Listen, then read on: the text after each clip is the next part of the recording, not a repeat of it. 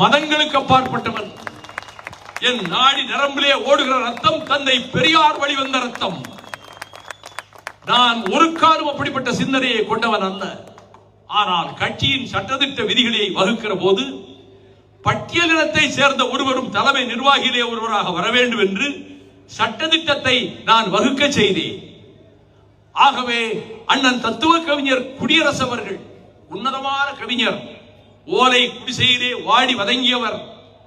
அவர் துணை பொதுச் செயலாளராக ஆக்கப்பட்ட பிறகு ரயிலிலே பயணிக்கின்ற வேளையில் எனக்கு கொடுக்கப்பட்ட கீழ்த்தட்டு பெர்த்திலே அவரை படுக்க வைத்து விட்டு நான் மேலே ஏறி மேல் பெர்த்திலே படுத்துக் கொண்டதை சிலாகித்து ஒரு கவிதை எழுதினார்.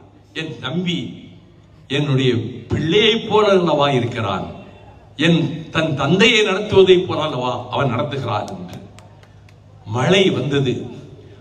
அவர் தியாகராய நகர் பகுதியிலே ஒரு ஓலை குடிசையில் இருந்தார். மழை கொட்டி உள்ளே விழுந்து தரையெல்லாம் ஈரமாகி விட்டது. தரை மண் தரை. உடனே அவர் மகன், அப்பா வைகோட்ட போய் நான் ஏதாவது உதவி வாங்கிட்டு வரட்டுமா? ஏடே, அவர்கிட்ட காசு கிடையாதுரா, நீ ஏண்டா போய் அவர்கிட்ட போய் பணம் கேட்க போற? நீ ஏதாவது பிளாஸ்டிக்ல ஏதாவது கிடைச்சா வாங்கிட்டு வா, அந்த ஓட்டையை அடைக்கிறதுக்கு மேல போட்டுக்கொள்வோம் என்று சொன்னார்.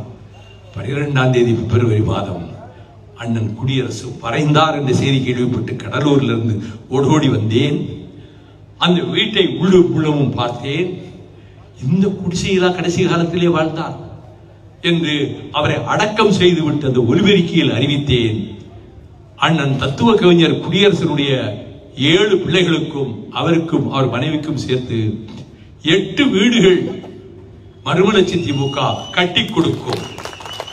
அதே போல 8 வீடுகள் அவருக்கு கட்டி கொடுத்ததை குமுதம் பத்திரிகை, ஒரு அரசியல் கட்சி தன் இயக்கத்திலே இருந்த பட்டியலினத்தை சேர்ந்த ஒருவருக்கு 8 வீடுகள் கட்டி கொடுக்கிற அளவுக்கு அந்த இயக்கத்திலே சமரசம் உலவுகிறது என்று எழுதினார்கள். அப்படி அந்த சகோதரர் அவர் மறைந்த பிறகு துணை பொதுச் செயலாளராக தங்களையே அறிவிக்கலாம் என்று எல்லோரிடமும் சொன்னபோது உங்கள் விருப்பப்படி செய்யுங்கள் என்று சொல்லிவிட்டார்கள். நீங்கள் துணை பொதுச் செயலாளர் ஆனீர்கள். என்னோடு நடைபயணங்களிலே எல்லாம் கலந்து கொண்டீர்கள்.